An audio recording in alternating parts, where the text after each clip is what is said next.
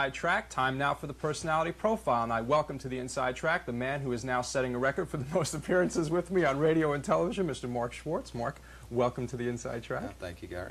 And for those who don't know, the Middletown Record is the largest newspaper in Sullivan and Orange and Ulster counties, and Mark is the race handicapper and sports writer for the Record. Is that enough of an intro? Up to you. Okay. What we're going to do is we're going to talk about the Classic preview that took place on July 26th, and then we're going to talk about the horses for the Classic VII. I have in my hand here, as you can see, the column that Mark wrote for the Record on Sunday, July 26th. Thank you, Gary. And in that column, you said that you thought that J.B. Bird was going to win the race. J.B. Bird, a local horse, and being challenged by Freedom Fella. That's correct. Okay, now, well, give us a pre-race analysis. Okay, well, J.B. Bird came up empty, as you'll see in the race. Freedom Fella will beat him out of the gate at the start, and J.B. Bird will never leave the rail until the stretch. He just didn't have it that week.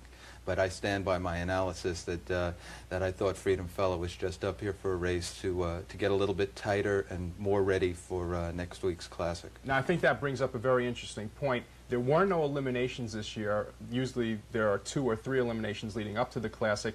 And in your eyes, you thought that this race would basically be a tune-up for the horses that were going to be in the Classic and more of a test for those horses that weren't going to be in the Classic, J.B. Bird and Dell's Comet. Well, it was a test for all of them, but I felt that the 5 horses for the Classic basically were trying to become maybe more familiar with the turns on the track. You know, they're going for $225,000, right. $250,000 this coming week. They went for $7,500 last week. Okay, what we're going to do is we're going to take a look at the Classic preview, and then Mark is going to analyze the race. We're going to go back and show you the key portion of the race. So let's set the stage for you. It's Sunday, July 26th, race number 8 at Monticello Raceway. Let's now go up to the booth and the call with Mr. Jerry Glantz. Penman and Freedom Fella go for the lead. Bobo at the rail. Going into the first turn, Bobo and Penman 3 wide. Battle for the lead. Freedom Fella dropping in third. Dell's Comet on the outside, fourth and going up. J.B. Bird at the rail, 5th. New York Motoring, 6th. Leopard gets away last. They head to the quarter pole. It's Penman with the lead. Dell's Comet on the outside, 2nd. Bobo at the rail, 3rd. Freedom Fella, 4th. They're at the quarter in 28 and 4. Racing into the paddock turn. Dell's Comet on top, opening up by 2 lengths. Penman back to 2nd. Bobo racing 3rd. Freedom Fella is 4th. J.B. Bird 5th. New York Motoring underway on the outside, and the trailer is Leopard. They combine the stands the first time. Dell's Comet and Dell Bickham by 2 lanes. Penman is 2nd. Bobo moving to the outside 3rd. Freedom Fella picking up the cover 4th. New York Motoring 5th, the half and 59 flat. Over to the clubhouse turn. Dell's Comet a length. Bobo on the outside 2nd. Penman is 3rd. Freedom Fella the outside 4th. J.B. Bird at the rail 5th. New York Motoring 6th. Leopard has the best view. They leave the 5/8, heading to the 3/4 pole. Dell's Comet at the rail. Bobo on the outside. Penman the rail 3rd. Freedom Fella the outside 4th. New York Motoring a closer 5th. J.B. Bird at the rail 6th. They go 3/4 in 129 flat. Paddock turn the final time. Bobo 3/4 of a length. Dell's Comet at the rail 2nd. Freedom Fella the outside 3rd. New York Motoring comes on 4th. Penman at the rail 5th. They've got 1/8 of a mile to pace. Now they turn for home. Freedom Fella by 1.5 lengths. New York Motoring on the outside. Dell's Comet at the rail. Through the lane, Freedom Fella with the lead. New York Motoring is 2nd. That's Freedom Fella in front. And that time for Freedom Fella was 1:58 and 1. What took place in this race that you didn't think was going to take place? Well, I didn't think J.B. Bird would be quite so empty. Aside from that, I didn't see too many surprises. Perhaps New York Motoring showed a little bit more pace than I thought he might have. You figured Dell's Comet to set an early lead? Yeah, I figured that he'd have a tough time getting to the lead, as did happen with some of the New York breds going right with him and softening him up. And as we'll see in a minute, he was just that, softened up for Freedom Fella to brush right by. Okay, what we're going to do is we're going to have a Inside Track instant replay, and let's go to the monitor and take a look at what you feel was the key part of the race. And as we can see on the monitor, just explain, Mark. Okay, well, what's happening here is Dell's Comet is on the lead, and Bobo is coming up to him on the outside. And right behind him is Freedom Fella, who is just watching. His nose is almost nipping off Ben Steele's helmet. And the top two horses, the drivers are getting after their horses, shaking the lines, going to the whip. Shelley Goudreau is sitting nice and tight right there with Freedom Fella. He hasn't had to do a thing yet. Which is, I must point out, is the 3 horses people can see. And right now he's just going right by for fun. And if we take this into the stretch just a little bit, you'll see that he's got 3 lengths and he hasn't done anything. And the rest of the way he does, he just paces nice and easily. And yet he was only a 1/5 of a second off the national seasonal mark for 3-year-olds on a half-mile track. So basically when he made that move around the 3/4 pole, came too wide, the race was his. Well, the race was his a bit before that too. Everything just broke perfectly for him. Okay, we just saw Freedom Fella win the Classic preview.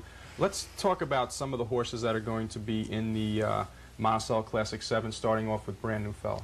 Okay, well, he's by Precious Fella, the son of Most Happy Fella, who is the sire of champions for the Classic. And Brand New Fella is probably the best of this year's crop of New York-bred 3-year-olds. He's beaten them consistently in sire stakes. And in fact, Shelley Goudreau said after the race on Sunday that he doesn't know if he can beat Brand New Fella, despite his horse's impressive win. We've seen Freedom Fella. Would you look for Freedom Fella to be the #1 challenger to Brand New Fella? I think Brand New Fella is going to have to catch Freedom Fella. The way I see the race being run, which I guess we'll get into, Brand New Fella is going to have to overtake him somewhere in the latter stages. Okay, those are the 2 favorites. How big a part does post position play in the Classic? A very big part. The most exciting Classic, which he showed several weeks back, the Happy Motoring Classic, was exciting because the best horses did not have the inside posts, and it made for an excellent race. In fact, a come-from-behind horse won the race. The other 2 Classics I've covered, one was won by Happy Lady, who just went straight out and wired the field. She was the best. It was frankly a dull race. And last year Tyler Beede did pretty much the same thing, and while it looked exciting when Happy Tidal Wave made his big move at him at the 3/4 pole, basically Billy Herman had everything under control, as he showed in the stretch. What about drivers? We have Clint Galbraith, or Galbraith as some would say, Billy Popfinger, Shelley Goudreau, Delinsko. What part did the drivers play in this race? Well, I think racing for this kind of money is old hat to these guys by now. Clint did everything possible with Niatross. Delinsko won the Woodrow Wilson last year, $2 million race. Not bad. And Shelley Goudreau has been tearing up the 3-year-old circuit, the Grand Circuit, with Artie's Dream, or at least he was until Artie's Dream got sick. What about intangibles? Are there any things that could come into play, let's say like a sloppy track, that would favor one horse over another? Well, there's always that possibility. You know, racing luck, a horse making a break, taking a bad step, that can always happen. The Classic has been remarkably free of that. There have been a couple of breakers in the earliest Classics, 1 and 2, but basically the racing has gone very smoothly. Okay, before we look at your selections, how do you rate the overall field as compared to previous Classics? Frankly, I think it's a great field. I think that the 2 supplemental entries, Broker's Cash, although he lost the other day, was proving himself against sire stakes horses. He is a Tropic Song. He's the only horse not from Blue Chip Farms. And Whitey's Fella also has demonstrated his speed. He won in 1:58. He holds that seasonal mark on the half-mile track. He did that at Saratoga. Okay, let's go to the monitor now and take a look at Mark Schwartz's Classic VII selections. And there they are. Brand New Fella first, Freedom Fella second, Broker's Cash third, the long shot New York Motoring. Is that correct? Did we get those right? I think we got them right, and which brings me to a question for you. I can't believe this. Yes, Classic trivia. Yes, go on. Most Happy Fella has sired 5 of the 6 Classic winners. Who did he? Which Classic winner did he not sire? Big Towner. You're too tough. I've been hanging around with the professor. Yes. I just want to know how'd you do on last year's Classic, picking last year's Classic. Oh, Can you believe I got that right? You were waiting for this one.